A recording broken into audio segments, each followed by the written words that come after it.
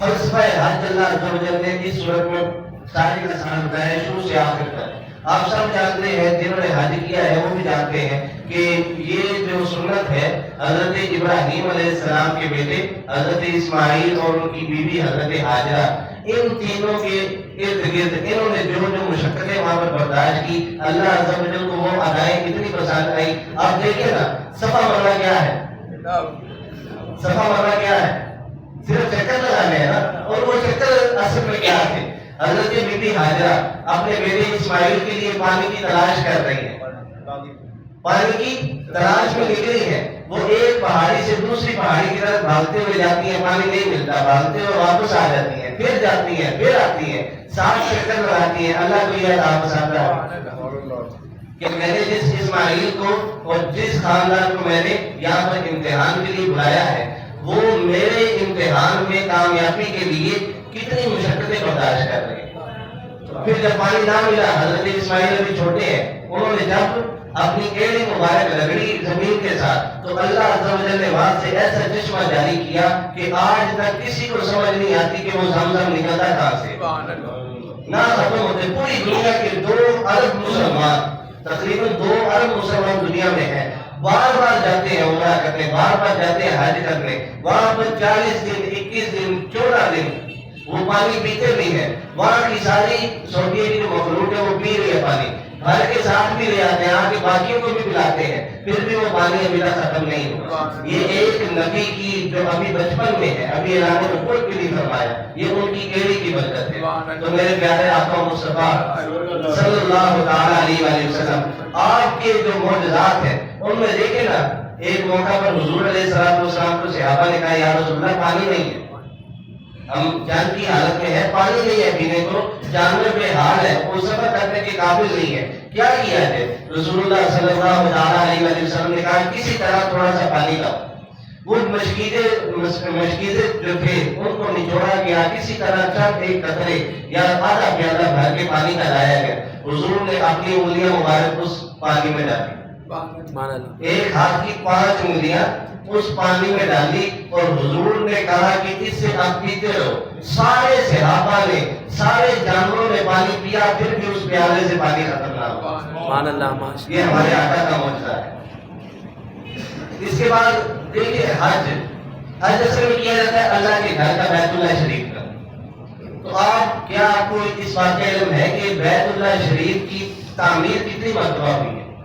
سب سے پہلے حضرت آدم علیہ السلام وہ جب دنیا میں آئے، یاد رکھیں دنیا میں جو سب سے پہلی زمین نمودار ہوئی وہ کعبۃ اللہ کی زمین، اس لیے وہ دنیا کے بالکل درمیان میں ہے۔ سب سے پہلے کعبہ کی زمین وہ پانی سے ابھری، اور پھر حضرت آدم علیہ السلام جب دنیا میں تشریف لائے، انہوں نے کعبہ کی تعمیر کی، وہ جیسی بھی تعمیر تھی، کچا مٹی اگانے سے جیسے بھی کی، اللہ کا گھر بنایا، اس کا طواف کیا، اور پھر وقت گزرتا گیا، اسی گھر کی لوگ طواف کرتے رہے جو مسلمان تھے۔ حضرت نوح علیہ السلام کا ان کا بھی کوئی ذکر آیا، جب وہ طوفان نوح آیا اور سارا کچھ اس میں ہلاک ہو گیا، تو پھر حضرت ابراہیم کو اللہ عز و جل نے حکم دیا کہ آپ کعبۃ اللہ کی تعمیر کریں۔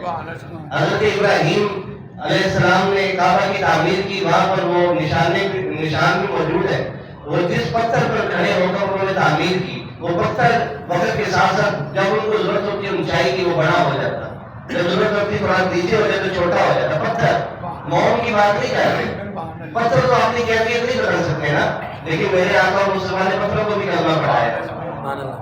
وہ پتھر چھوٹا بڑا ہوتا، اس پر آپ کے قدموں کے نشان بھی۔ حضرت ابراہیم نے تعمیر کی، اور قرآن میں آتا ہے پھر انہوں نے ندا لگائی، ایک آواز لگائی کہ اللہ کے گھر کے حج کے لیے آؤ، اللہ کے گھر کے طواف کے لیے آؤ۔ روایات میں یہ بھی موجود ہے قیامت تک جتنے بھی مسلمان دنیا میں آنے ہیں، وہ چاہے اس وقت ماں کے رحم میں تھے یا باپ کی صلب میں تھے یا عالم ارواح میں تھے، سب نے حضرت ابراہیم کے اس اعلان پر لبیک کہا، اور جتنی بار انہوں نے لبیک کہا، یہ بھی روایات میں آتا ہے کہ اتنی مرتبہ وہ شخص دنیا میں رہ کر حج کرے گا۔ اور دوسری تعمیر حضرت ابراہیم نے کی، پھر تیسری تعمیر بھی حضور علیہ السلام کے دور مبارک میں قریش نے کی۔ وہ آپ جانتے ہیں کہ انہوں نے کہا تھا کہ یہ اللہ کا پاک گھر ہے، اس کی جو تعمیر ہے ہم کپڑے اتار کر کریں گے، رسول اللہ نے بھی اعلان نبوت نہیں فرمایا تھا، آپ نے بھی نیت کی کہ میں بھی اس میں شامل ہوں گا، لیکن اللہ عز و جل نے اپنے محبوب کے لیے ان پر ایسی بے ہوشی طاری کر دی کہ جب تک تعمیر جاری رہی حضور علیہ السلام بے ہوش رہے، اور جب تعمیر مکمل رہی تو پھر حضور کو ہوش آئے، کیونکہ اللہ تو نہیں چاہتا کہ آپ نے نبی کو لوگوں کے سامنے اس حالت میں ظاہر کرے۔ یہ تھی تیسری تعمیر۔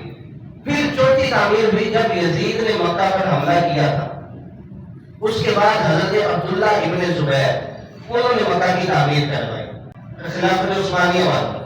یہ اس طرح یہ مکہ کی تعمیرات کا سلسلہ ہوا۔ آج جو یہ باقیات موجود ہیں یہ 1629 عیسوی میں عثمانی دور خلافت میں ہوئی تھی، اور اسی طرح تعمیر ہوئی۔ آج بھی ویسی نشانیاں وہ موجود ہیں، اور مکہ کے ساتھ جو حدیم کا ایریا ہے وہ جیسے گلائی میں ہے، وہ بھی پہلے کعبہ کا حصہ تھا۔ حضرت ابراہیم نے جب تعمیر فرمائی تھی وہ کعبہ کے اندر وہی حصہ تھا، لیکن بعد میں جب قریش نے تعمیر کی تب ان کے پاس مٹیریل کم تھا، تو انہوں نے وہ چار دیواری بنائی اور اس کو آگے سے مزید لمبا نہیں کیا، حدیم کو اتنا ہی رہنے دیا۔ تو پھر اس طرح کیونکہ حضور اس میں شامل تھے، حضور کے فیصلے سے وہ تعمیر ہوئی تھی، تو اس لیے اس کے بعد جتنی بھی تعمیرات ہوئی اس کو اسی طرح ہی رہنے دیا۔